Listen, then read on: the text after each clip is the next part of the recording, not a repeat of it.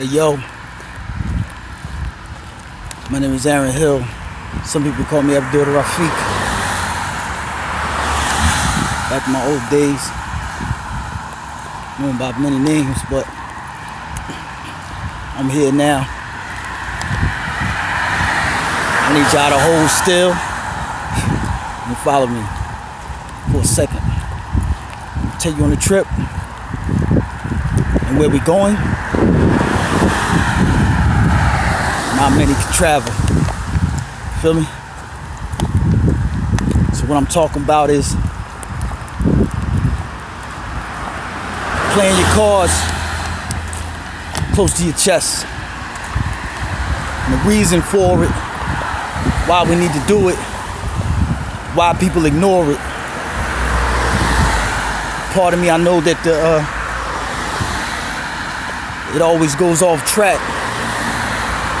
And you end up looking at my face, but it don't match with my voice. I ain't solved the problem yet. But whatever is meant to be relayed, as sure as I believe in a higher power out of myself, I believe that it will be delivered directly on time, the way it's supposed to be. Hold still. So, I had a long discussion today with a young man. This young man started spewing all types of things that he had no knowledge of. And he didn't understand that I had knowledge of it. So I guess he was trying to make an impression. But I don't know who he was trying to impress, because it wasn't impressing me. So I guess he was trying to impress himself. So I tried to explain to him that when you say something out your mouth, you gotta be prepared to back it up, to prove it. Can you bring the proof of what you're saying is true? Or do you want just to be somebody that people just believe or face value? How dare they question what I just told them? You're supposed to be my homie. Why would you question me?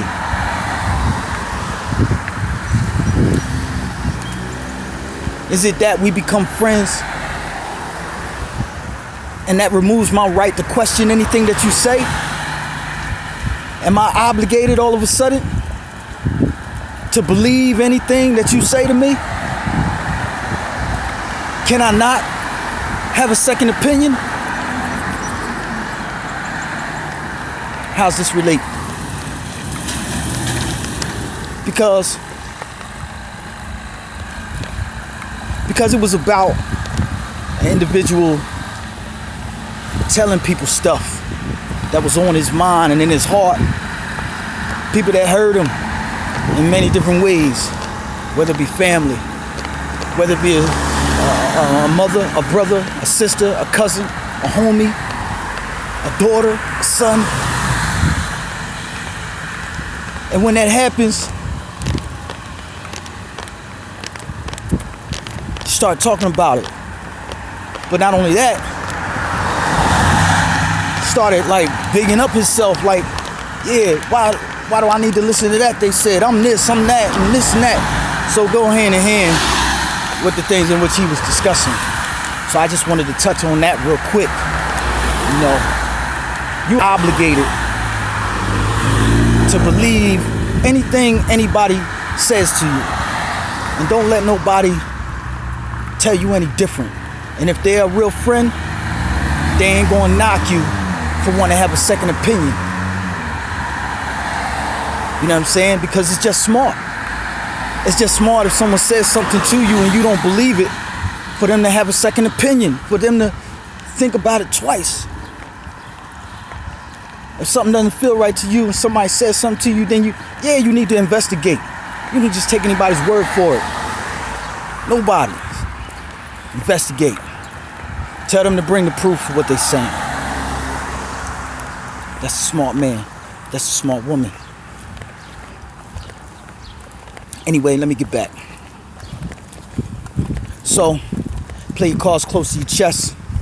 What I'm speaking about is when people do things that causes you harm, discomfort, people close to you, people that you care about, people that you thought was on your team, people that ride with you, your celly. Y'all know what I'm talking about, those of you know. And you want to just come at them. Come at them with everything that's in your chest. Your chest holds your heart. And that's where you're coming at them from. And what happens? You reveal your cards. You open your chest up. Easy stab, easy opening. Because that's what's going to happen. You open up. And now they got the upper hand. No. You're not going to know. If my family is doing me wrong, or my friends is doing me wrong, or my lady is doing me wrong, whatever the case may be, whoever it is, you may never know how I truly feel about the situation. In the past, I've made mistakes and put my heart completely out there. And then what happens? They engage in an argument which manipulates you to let them back in. To let them back in. That's the point of the argument. A lot of them feel guilty for the things that they've done because they know that they was wrong. But because they're in denial or whatever, it's too painful for them to deal with, or whatever the case may be, because of that, they'll argue you down into a submissive state. First of all, I like to say for the record, there is no point arguing with a woman because they are more equipped, they're better versed, all things being considered equal, and they thrive in communication. So, this is not a strong point for most men, all things being considered equal. On points, a lot of times, many times, it's the logical thinking, the dissecting of the parts, and then sitting back in a cut, thinking about it, dissecting it, figuring it out, coming back with a plan. Problem solved. Women, on the other hand, they're experts at the art of verbal jitsu. What's jitsu? Watch. And you will not win. Even if you think you won at first, you won't win.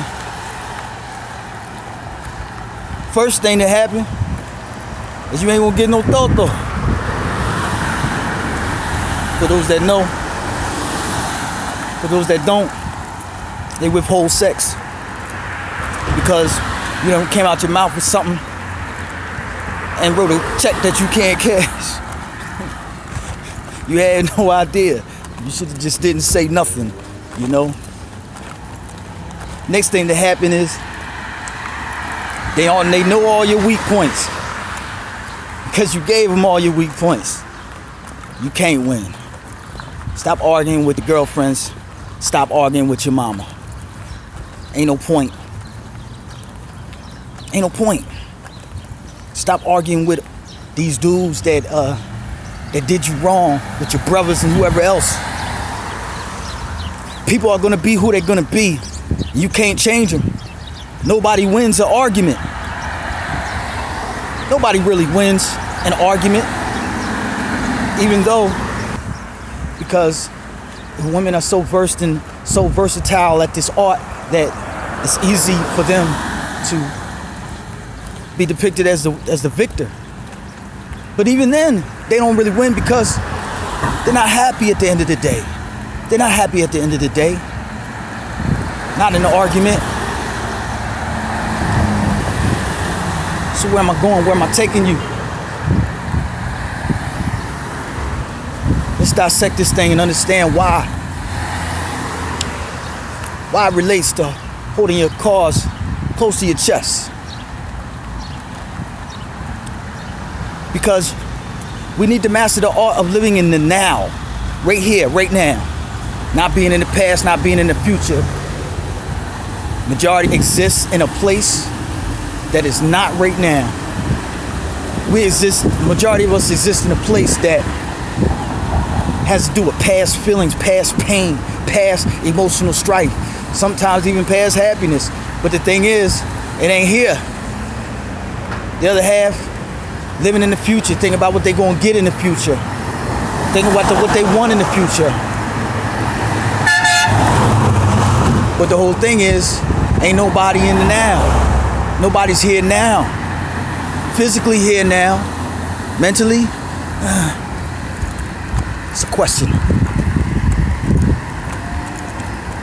Because you think about what you want, you think about what you want to get, you think about what you don't have, you think about what you don't want. You're spending all this time doing this. A lot of people, when they're getting high, they're drinking and stuff like that, it's because they're living in the past. Or they worried about the future. They too preoccupied to realize where they're at right now. They're sitting in their house, comfortable room, TV there, cable, whatever the case may be, iPhone, all this other shit going on. And they got this bottle right next to them. They're right now. Yet they're behaving as if they need to run away from something. I ain't talking about all y'all. You know what I'm talking about, though. Those that do know who. So, all right, so that's one thing there. As we keep going deeper, and it's the pain that you have, it's not from this moment. The pain that you have is from a different time, and you carry it with you because you do not live in the moment. There's many ways to look at living in the moment, and I'm not talking about living in the moment where you become reckless and don't give a damn about nothing. I'm talking about where you live in the moment where you're really present in this moment now, so that you're able to experience life.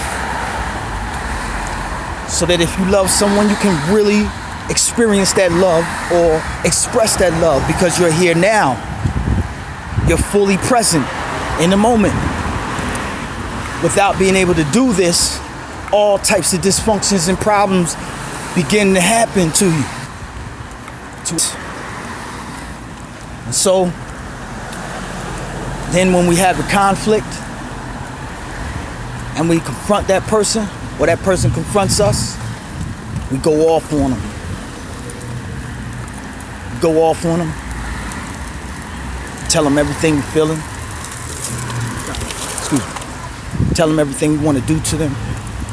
Tell them everything they did to us. We let them know how hurt we are by what they did. We want to cuss them out.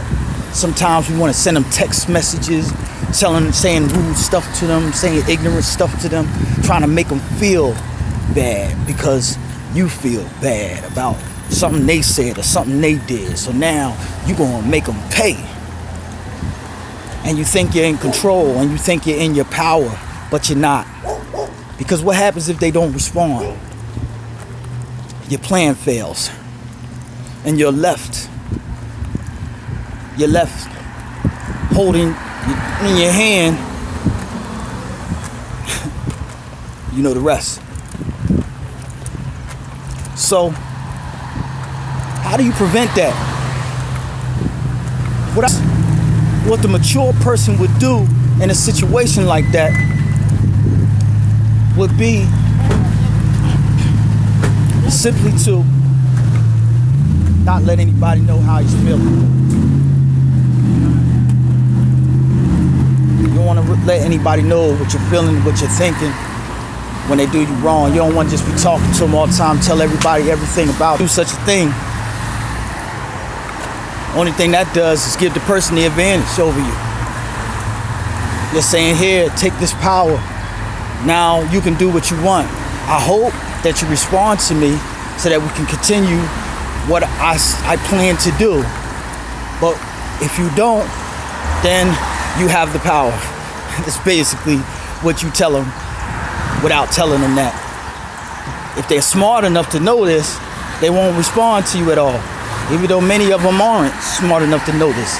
So then they feel controlled, or they end up being controlled because you made that move and they're weak, so they fall right into it and you just control them. But if it doesn't work, then you just give up your control. So there's a high risk to this activity. And it doesn't really lead to anything except both people causing each other dysfunction, both people causing each other harm. That's all it leads to. It doesn't really lead to anything else. Nobody wins. So what's the solution if somebody does you wrong and really hurts you and they close to you? Maybe a family member, maybe a brother, maybe a sister, maybe a mother. What's the solution to it? And I'll tell you, the bottom line is, you let them know, and they're going to take advantage of it.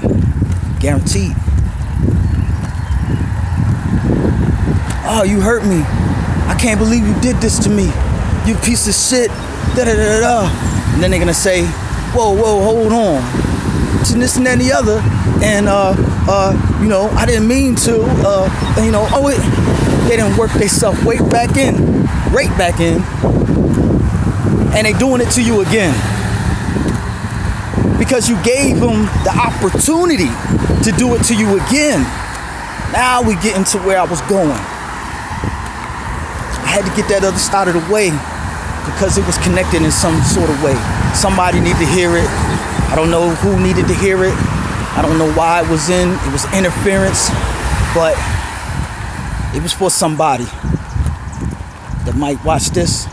So it needed to be said. But here we are. Destination.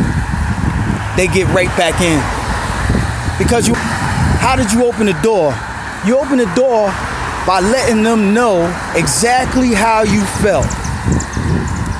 So as you let them know exactly how you felt, now they know what tactic to operate under. They know exactly what tactic to use. So eloquently, that was the whole reason why they were successful in the first place. Because they knew exactly what they was doing. You know what I'm saying? So, and sometimes they do it so consciously. Sometimes they don't consciously know that they're being this way. It's just a habit. They're just used to being this way. Because some people are just fucked up. How do you get away from fucked up people? Most of the time, fucked up people are very manipulative, very convincing, very seductive. They know how to get what they want. And they don't have any qualms with doing whatever is necessary for them to get what they want. And they might secretly harbor some issue. They might have something against you, but they still coming after you. And you may never know that they hold some ill against you because they don't realize it. They don't realize how jealous they are of you. They may stay close to you just so when that opportunity comes for them to step on you like a bug, that they can do it. And like I said before, sometimes they don't even know that's their motive. Sometimes they don't even know that that's their motive. So it's pointless talking to them about it because sometimes they don't even know. And the ones that do know, they already thought about the fact that you was going to talk to them about it. They already got a plan for that. They already know what they're going to say to you. They know how they're going to say it to you. They know the way that they're going to say it to you. They know when. They contemplated all these things. Very meticulous. And while you sitting up there in your feelings, ready to spill the beans of your heart completely out on the curb so that whenever they drive by, they can just, hoping that they step in it or roll over it and get all beamed up. It don't never happen. It don't happen. What happens is they push you down in your own beans, your own shit. And you let them right back in. And then they do it again. And you're really mad at yourself. But you take it out on them because you don't want to take it out on yourself. So now who's in the wrong? Both people now fucking up the decisions, doing things wrong. You and your feelings, and the other person just being who they is. Hold your cards close to your chest. Me wrong, I don't let them know. Hey, what's up, man? How you doing? Yeah, everything good. Yeah, you might have to. Not saying it's the most respectful thing to do, but at the same time, you don't want to let people know if you think that they're the type of people that are going to try to take advantage of you and work their way back into your life. So you play your cards close and you don't let them know how you're feeling. Let them think that everything's okay. Remove your feelings from the equation. Realize that people are going to be who they are. They're never going to change. They ain't going to stop being who they are. So then you must realize that it's futile.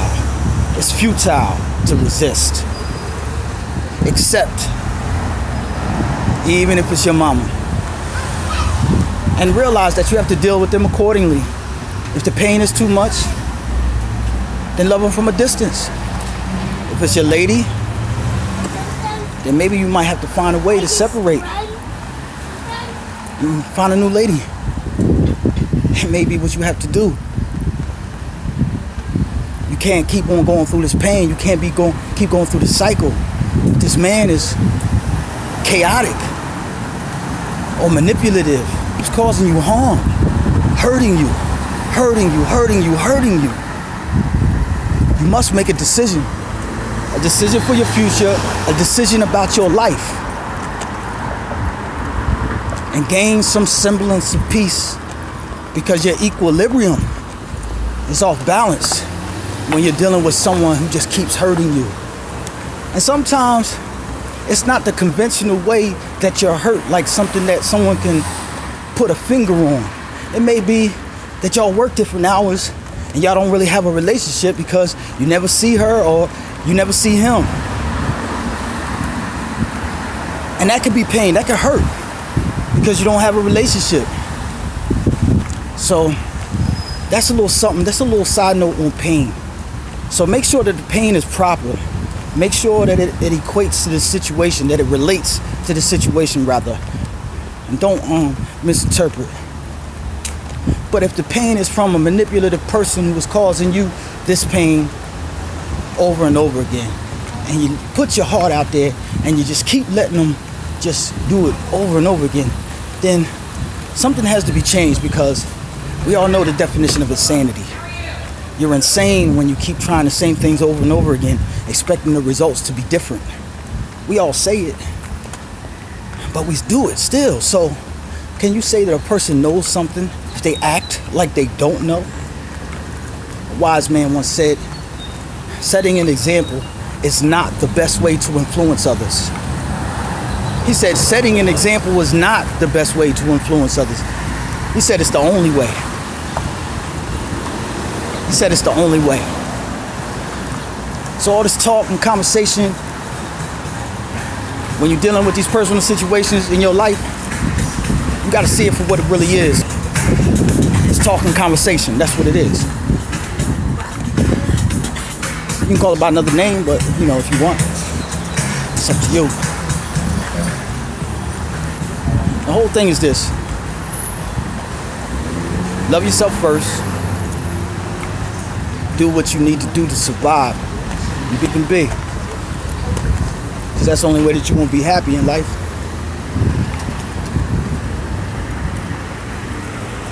Excuse me. That's the only way that you're going to be happy in life. If you let everybody know how you're feeling every time they hurt you, they're going to use it against you. Later on, sometime when you have an argument, sometime down the line, they're going to throw that shit back up in your face. This is not for good people. You end up with a good person. Let them in. Open up to them. Don't make them pay for what other people have done. You may be with someone who's actually a good person. The thing is, you may try to treat them like they're not that good of a person because of the other people that you have run into in your life that have hurt you. So now this person must wait longer and deal with all this other stuff because you're hurt, because you haven't decided to heal yourself at all. You know, just let it sit and fester. So now they have to pay for what someone else did. That doesn't seem fair, and it doesn't seem right. But it's because people don't really work on themselves in the right way. They don't spend the time to better themselves. I'm about to catch it. I'm going to be off that. I hope I shed some light on something for some people. Just sharing what I know, what's in my heart. Hope still follow me. I'll look back.